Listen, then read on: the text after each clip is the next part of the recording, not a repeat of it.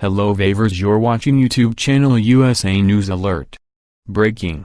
Skeleton crawls from Obama's closet, ruins what's left of Barack's reputation. The American media has a disgraceful reputation, well learned throughout our history. Randolph Hearst and his yellow journalism lied us into one war, and 100 years later the New York Times helped Bush lie us into a war.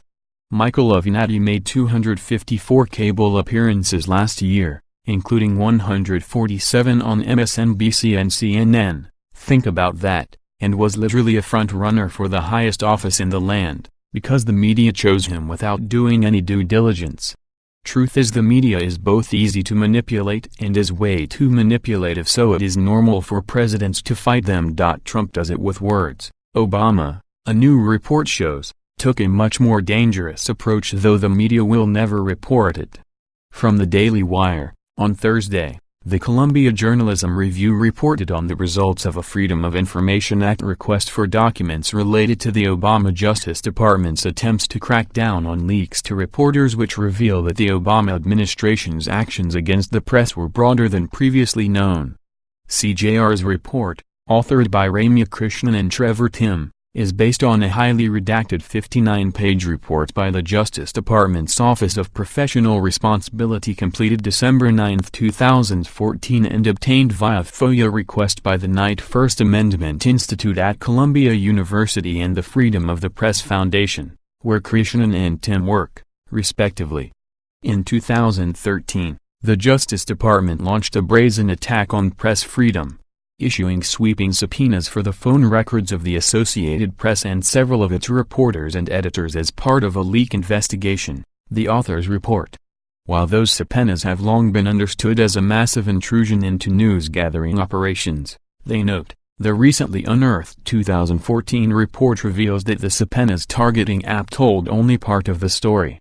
The Office of Professional Responsibility's report on the Obama Justice Department's subpoenas of App phone records reveals that the DOJ's actions against the app were broader than previously known, and that the DOJ considered subpoenaing the phone records of other news organizations, including The Washington Post, The New York Times, and ABC News, the authors explain. The report also reveals how narrowly the DOJ interprets the media guidelines, the agency's internal rules for obtaining reporters' data. The Obama DOJ's targeting of the app came in response to May 2012 reports containing classified information about the CIA's thwarting of a Yemen-based bomb plot. In early 2013, the Deputy Attorney General approved requests by the DOJ to subpoena app telephone records in an attempt to uncover reporters' sources, prompting App to complain that the DOJ had violated the media guidelines about how narrowly subpoenas for reporters' phone records should be drawn. Though the DOJ defended its broad subpoenas, the Office of Professional Responsibility's report reveals that ethics lawyers were troubled enough by the sequence of events to look into it and found that the department's handling of the investigation was more expansive than previously known. CJR reports, the report, which was submitted to then Attorney General Eric Holder in 2013, reveals that the leak probe was broader than previously understood.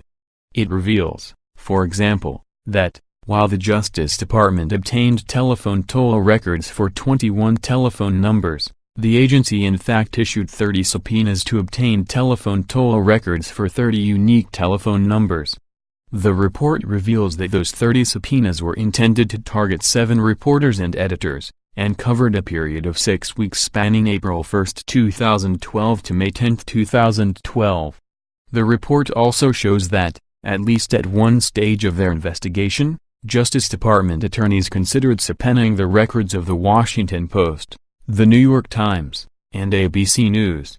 What's more, the report strongly suggests that the attorneys went so far as to obtain telephone numbers and other contact information for reporters and editors at those organizations who had worked on articles about the Yemen bomb plot. The report records, however, that the attorneys ultimately decided against issuing additional subpoenas,